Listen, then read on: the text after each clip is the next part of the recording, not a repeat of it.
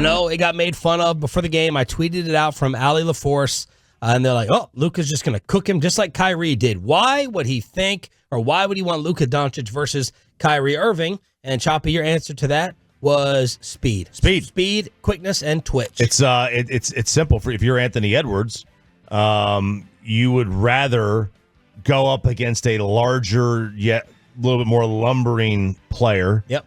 Who's not going to move around without the basketball as much as you would want to chase around somebody else. And that's that simple. And I thought he made Luka's life a little more difficult. Well, he was physical with him, and he got into foul trouble. That was part. I think it was probably part. His plan. I don't say his plan was to get into foul trouble, but like being physical was part of his plan. He's just more athletic. I mean, he's more athletic than Luka is. When is the last time we've had a star offensive player do this? I'm challenging all the hoop heads out there. Want to guard up with the top dog? Yeah, I'm talking about Kobe. Kobe's that's one. A long time. A kid wanted to do this too. Still a long time. A long time. LeBron has generally welcomed those sort of challenges. So I mean, we're talking about guys who are like goated. Like Kobe's not goated. No, I know. No, he is. He is. Kobe is. Like. Oh, Jordan wanted to. I mean, he's not goated, but he's been one of the better players over the last decade. Klay Thompson has always wanted to guard the best matchup on the other side. The numbers yesterday, by the way, according to one tweet that I'm looking at from a Minnesota reporter, is that Anthony Edwards guarding Luka Doncic yesterday resulted in Luka shooting 4 of 14, 2 of 7 from 3 for 12 points. And there's sometimes when the player's just missing, and Luka missed like a couple of shots he normally makes, and there's other times you can tell it impacted and made a difference. Last night, to me, it definitely impacted and made a difference. Minnesota was playing super aggressive defensively early in that game. Like they were fighting through screens, and I mean it's part of why they got into foul trouble. They were just nope, okay, we're gonna play this as physically as possible. And so, I mean that I was curious. I texted you guys at the time. I was like, I don't know how much you can keep that pace up and this level of intensity up for 48 minutes, but they didn't have to. They set the tone in the first quarter, and that's all they really needed from there on out. And after the game last night, Luka decided to put the loss on himself. It's fine. I think that game is on me. Just didn't give enough energy, so we got to do better. They won one game. We just got to focus on the next one. Of course, they're big two, outplaying the Mavericks big two. What happened to Kyrie Irving? Now his closeout record has a blemish on it. It's been damaged. That's an amazing stat, by the way. I think it's a little overrated. It was 14-0 or whatever. No one's dying. It's a nice stat. Yeah. I'm just saying I'm not totally attributing it all to like. That means Kyrie's going to close it out. I think that's more of a stat that he's fortunate to be tagged along with. He's an amazing player. Yeah. I'm just like, okay, I'm not thinking ultimate killer. Kyrie's going to win and end this. I think it's more of a I don't want to say lucky stat, but you know what I'm saying. Yeah, I mean, so you're going to not lose a game where you have an opportunity to close a team out is pretty remarkable. Like it is, there's a lot of luck that goes into it. And sooner or later, you were going to lose one. And like, was he the leading scorer, or how close was he to the leading scorer in all those closeout games? Yeah. That's what I'd be interested to go back and look. Probably not. How many of them were with LeBron? Right. Yeah, so. Yeah, I mean, look, he's been a big-time player throughout the postseason.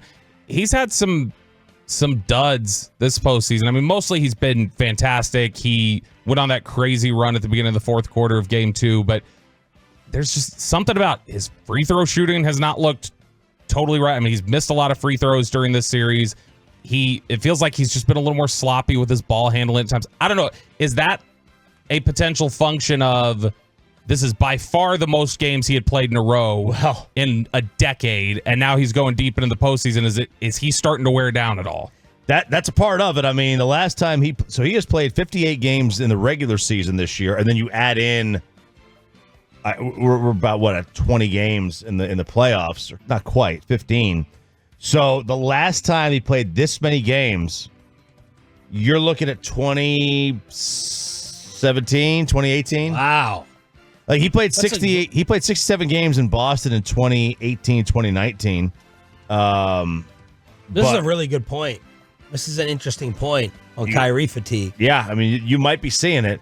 It's been 2020. He played 20 games. in the COVID-shortened season. And then 54 games the following year in 2020, 2021. 29, 40, 20. Sorry. That added up, so 60.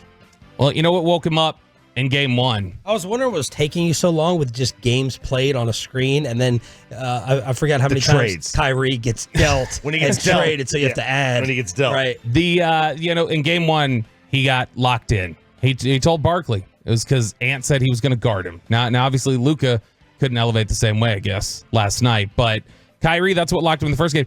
I wonder if this will be the clip that gets them to lock in again. Is this shots fired? Is this motivation factor? This was Jaden McDaniels after the game last night. We knew that after game one we could win, or in game two we would win. I'll say the only game they really beat us was the last game. Like, the rest of them were close, and it was like our mistakes that let us lose. But does getting over the hump help you guys? Oh, yeah. We could probably run off 3 more now. We can probably run off 3 more now. Really, the only reason why we're down is because we lost the games. They didn't go and take it. They beat us in 1 game. I will say this. This is the loosiest, goosiest, cockiest I can't remember a team being down 0-3. Oh, they were talking trash. Just in general, like, yes, I know you want to remain loose and everything, but like, and I love Ant Edwards' energy. I'm just like, man, they're unaware that they're getting their ass kicked in terms of the scoreboard. Yeah, they are. But they also, I think they also see it. They're like, we're not getting our ass kicked with 5 minutes left. We've been in every game. We've been leading. We've been leading We've been the better team in some of the games. We know we could play with these guys. Sure. Like that's the one thing that is the one thing that, like, a lot of times when it's a 3-0 lead, they're blowouts, and you see that there's no chance to go back. Like, this is the one thing. This is basically a mirror of Pacers Celtics. It's basically the same thing. The Celtics won all the games in the end. Mm-hmm. Indiana implosion meltdown, and the Dallas Mavericks have done the same thing here. Was last night for y'all, because I don't know how y'all felt about it. When I was watching it, and obviously these games have been close and kind of seesawing in the last few minutes each one. Last night was the one that with like 3 minutes left, I was like, they're not winning this. Yep. Like, did you have that feeling like this was just, it was not going to be their night? It got to, it was 8 points. It got to 8 points. It's like, they don't see it. Like, minutes. Ant came across the timeline, and he knew it. He was taking time off the clock, and I was like, I thought they were going to win again. I thought the same thing was going to play out. I guess it's just because I expected earlier in the fourth, because in some of these other games, earlier in the fourth quarter, it started clicking for Luka and Kyrie. So the fact that it still hadn't, and you were seeing dumb turnovers with 4 minutes left, I was just like, why is this? Is this just not their night? Now, if you're the Mavericks, you're probably looking at that and saying, look, that's their best shot. Cat has to play the best game he possibly can. And we have to basically have our top 3 shooters, PJ Washington, Kyrie, and Luka. They shot combined last night 30%. 30% from your 3 highest volume shooters. And Dallas probably looks at it and goes, we're not going to play that same game again. And that's the best they could take. And we were still in it in the last 2 minutes. Okay, we can run with that. You'll take it. You run with that. It's just, you got to look at, like, also, they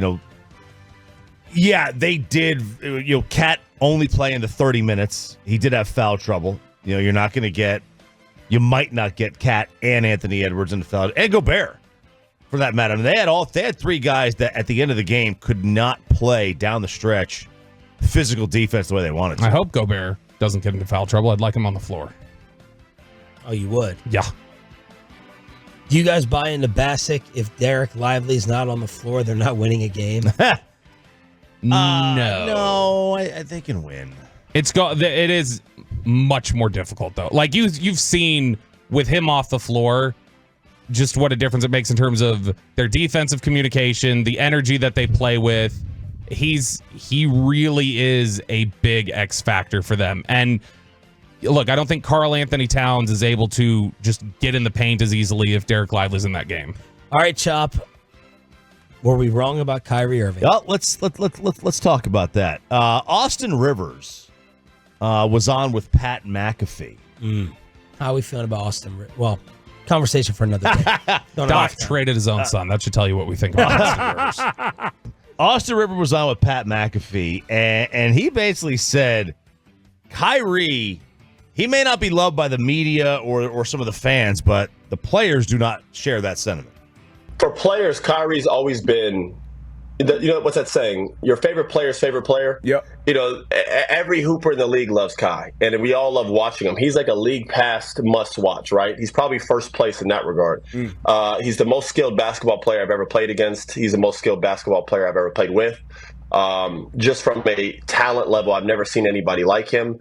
But more impressively, what he's been able to do with this locker room as a leader. We haven't seen Kai in this role. You know, on the teams that he's had success at, the leader was LeBron James. And then we also saw him not do so well in Boston as a leading role. That's why this is going to be really interesting, him going back to Boston, by the way.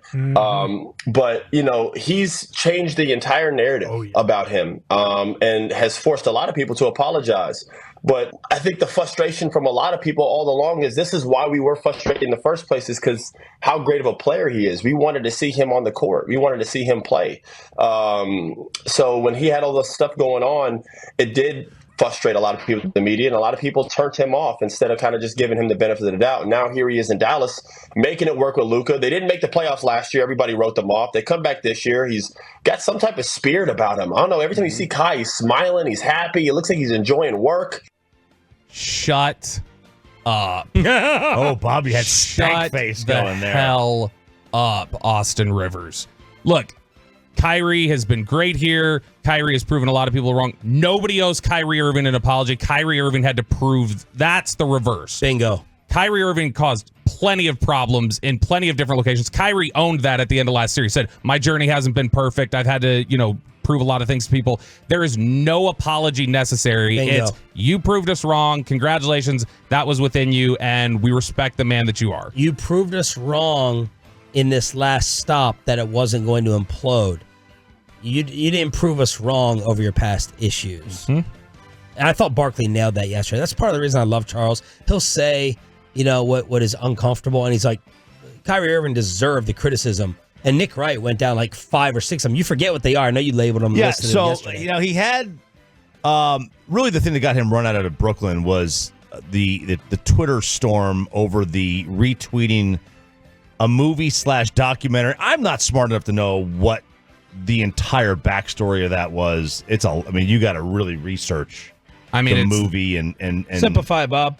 It was flat out anti-Semitic, and I'll argue with anybody about that if they want to, but no, it was just a flat out anti-Semitic movie that he tweeted. Okay, so that obviously stands on its own. The other issues that were the quote unquote baggage that Kyrie had, he wasn't able to play because he didn't get the vaccine, right? So he wasn't able to play home games for the Nets or any game at Madison Square Garden. I don't think he was able to play in California. There was a handful of states that he wasn't able to play games in. Yeah. He certainly wasn't the only one in the world not to get the vaccine. Yeah, and the farther removed I think we are away from that, the more it's like less critical of him. Yeah. Right. For that, I mean? yes. For that, yeah. He missed games because of mental health battles. He didn't want to go to the bubble. He was against the bubble, right? He was big time against the bubble in 2020 in Orlando. Which after that happened, they were like, all right, there were some issues with the bubble. That was a mental mind F for a lot of people. I think, you do it. You do it because it's your job. And your teammates, it's very dangerous to be like, are they legit mental health issues or are they Ben Simmons mental health issues? Now, I'm not saying that I don't know what Ben Simmons' case.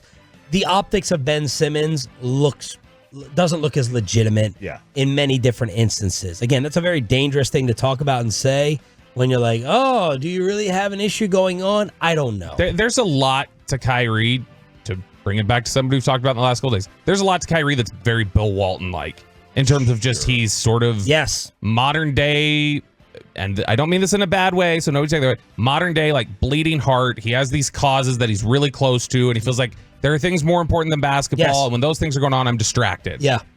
Right, that's the thing. Like his thing was when he was distracted from the game, he wouldn't play.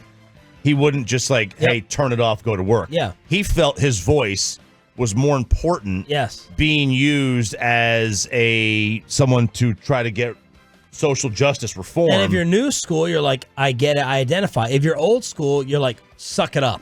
Exactly. Like, quit being a wuss. It's the difference. And that's the line. Like people take leave of absences at work all the time. They've got, it's called like FMLA or whatever, and that's That's what he did. I mean, he basically said, hey, look, my money, my voice, my platform is more important in the wake of George Floyd and social justice reform than it is playing basketball. If that's the worst thing he did, I mean... Well, Boston, you skipped over Boston. Boston had its own problem. I don't think Kyrie and the city ever got on the right footing. Well, he held a presser on the floor like I'm going to be a Celtic for life and all that stuff. The ending in Cleveland, there's a lot that we are going to revisit if and when, hopefully, inevitably, we get the NBA Finals matchup after tomorrow night.